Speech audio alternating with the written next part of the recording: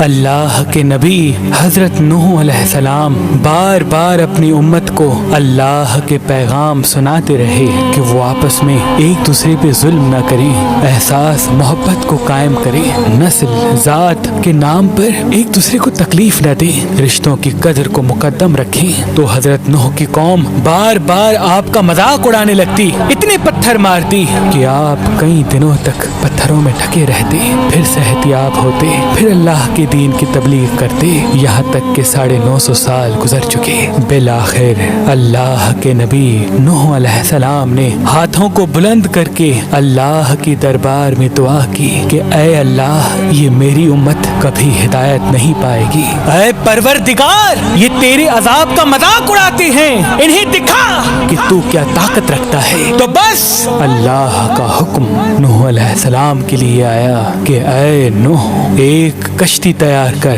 اور اس میں پورے جہان کے چرند پرند کو اور ان انسانوں کو شامل کر جو تم پہ ایمان لے آئے۔ تو یوں اللہ کے نبی حضرت نوح علیہ السلام نے درخت اگائے اور کشتی بنانے میں لگ گئے۔ وہ پوری قوم ہنستی رہی اور نوح علیہ السلام اللہ کے حکم کو تسلیم کر کے اپنے فعل میں مصروف رہے۔ تقریباً 100 سال کے بعد وہ کشتی تیار ہو گئی اور نوح علیہ السلام تمام چرند پرند کے جوڑوں کو ان کشتی میں سوار کر ہی رہے تھے کہ اتنی دیر میں سانپ اور بچھو آپ کی خدمت میں حاضر ہوئے اور کہنے لگے، اے اللہ کے نبی، اس نجات کی کشتی میں ہمیں بھی سوار کرو۔ اللہ کے نبی نوح علیہ السلام نے فرمایا، تم تو انسانوں کو تکلیف دیتے ہو، ان کو کاٹتے ہو۔ تو یوں سانپ اور بچھو رو کے اللہ کے نبی سے عرض کرنے لگے کہ اے اللہ کے نبی، آپ ہماری نسل کو بچائیں، ہم آپ سے وعدہ کرتے ہیں کہ جو بھی انسان سلام علی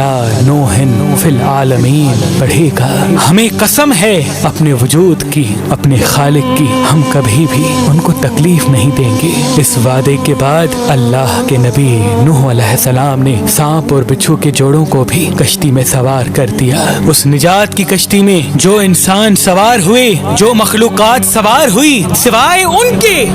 سب اللہ کے عذاب کے سبب فی النار ہو گئے۔ طوفان تھمنے کے بعد اللہ کے نبی نوح علیہ السلام نے زمین کو پھر سے آباد کیا، ہر مخلوقات زندگی بسر کرنے لگی، لیکن اس آیت کو کسی بھی حیوان نے آج تک نہیں بھلایا اور اللہ پاک نے اپنے کتاب کی سورہ صفات میں اس آیت کو محفوظ کر دیا۔ آج بھی جنگل بیابان میں جب بھی کسی سانپ، بچھو یا حیوان کے سامنے جب اس آیت کو پڑھا جاتا ہے کہ سلام علی نوح